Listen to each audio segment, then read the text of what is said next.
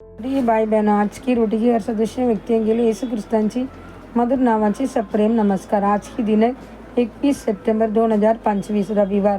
तुझ्या ठिकाणी तुला शोधतो. मग एलियाने त्यांचे जवळून जाताना आपली जगा त्यांच्यावर टाकली. पहिली राजे 19 अध्याय 19 वचन.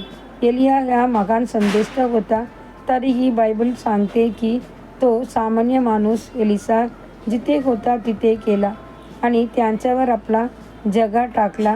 त्याचप्रमाणे प्रभू महान एलिया तुझ्या ठिकाणी येतो आणि प्रेमाने आपला प्रेमाची जगा तुझ्यावर ठेवतो. तो आपला स्नेह तुझ्यावर पसरवतो आणि तुला कोमल काळजीने कवटाळतो.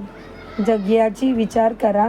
तो पापी आणि महसूल वसूल करणारा होता, तरीही येशू जिथे तो होता तिथे आला.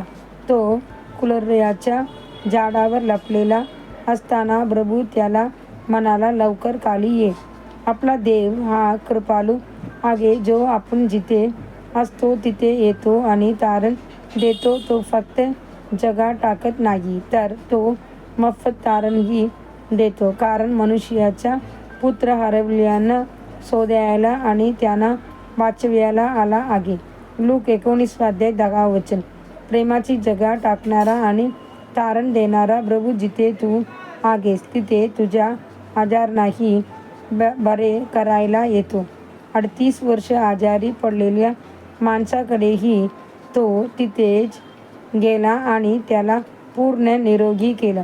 आज तू कोणत्या आजाराने त्रस्त आहेत का?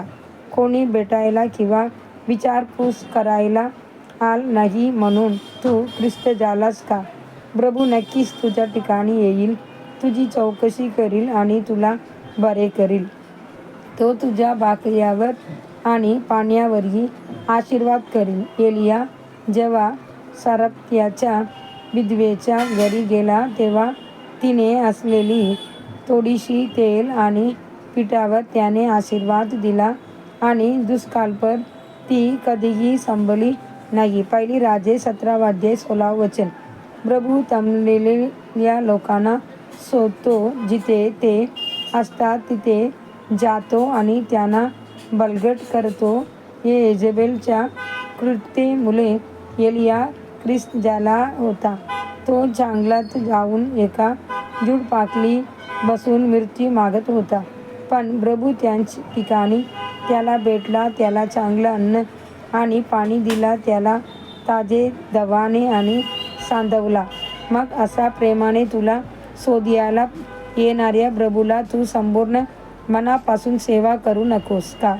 म्हणून सर्व भीती आणि अविश्वास बाजूला ठेव आणि उठ. प्रिय देवाचे मुलांनो, प्रभू जो तुला शोधायला आला आहे तो तुझ्या जवळ उभा आहे. तू त्यांचा हात धरशील आणि त्यांच्यासाठी उठून चमकशील काय? पुढील ध्यानासाठी वचन. ज्या प्रत्येक ठिकाणी मी माझे नाव नोंदवीन तिथे मी तुझ्याकडे येईन आणि तुला आशीर्वाद देईन. निर्गम 20 अध्याय 24 वचन. आज बायबल वाचन. सकाळी उपदेशक अध्याय 7, 8 आणि 9. संध्याकाळी 2 कोरिंथियर अध्याय 13. धन्यवाद.